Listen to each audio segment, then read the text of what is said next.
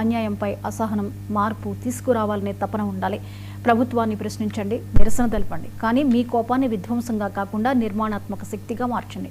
పోరాడే సమస్యలు నిజమైనవే కావచ్చు. ఎవరు ఏ దిశలో తీసుకువెళ్తున్నారో ఆలోచించండి. వ్యవస్థలో తప్పుంటే ధ్వంసం చేయడం కాదు, సరిచేయాలని సూచించారు.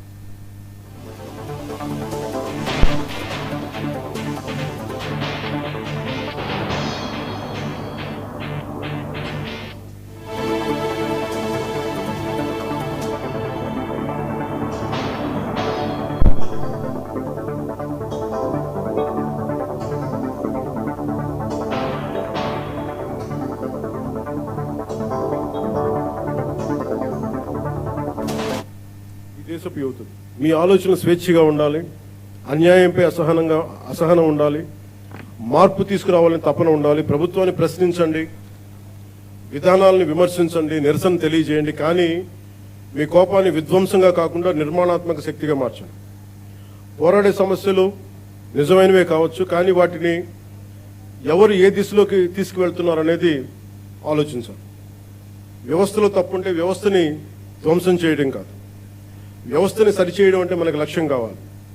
నేను కూడా ప్రజా సమస్యల కోసం అనేక ఉద్యమాలు చేశాను, కానీ ఎక్కడా కూడా ప్రజల ఆస్తుల్ని ధ్వంసం చేయడం కానీ, హింసకి దారి తీయడం కానీ, సమాజాన్ని విభజించడం ఎప్పుడు మార్పుకి మార్గం కాదని ఆలోచన ఎప్పుడు దృష్టిలో పెట్టుకొని ఉద్యమాలు చేశాం.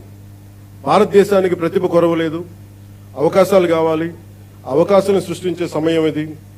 ప్రపంచంలోని పెద్ద సంస్థలకి నాయకత్వం వహిస్తున్న భారతీయుల నుంచి, అంతరిక్షం నుంచి డిజిటల్ టెక్నాలజీ వరకు, భారత్ సాధిస్తున్న విజయాల వరకు మన సామర్థ్యాన్ని చాటి చెప్పడం సామర్థ్యానికి ప్రపంచమే సాక్ష్యం.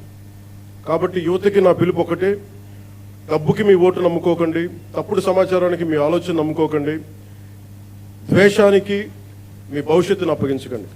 ప్రశ్నించే యువత కావాలి, పరిష్కారం చూపే యువత కావాలి, అవకాశాలు సృష్టించే యువత కావాలి, భారతదేశాన్ని నడిపించే యువత కావాలి. ఈ తరం చేతిలో ఉన్న జ్యోతి యువత. వచ్చే తరానికి మరింత ప్రకాశవంతమైన భారతదేశంగా మీ చేతిలో ఉండాలని మనస్ఫూర్తిగా కోరుకుంటూ సెలవు తీసుకున్నాను.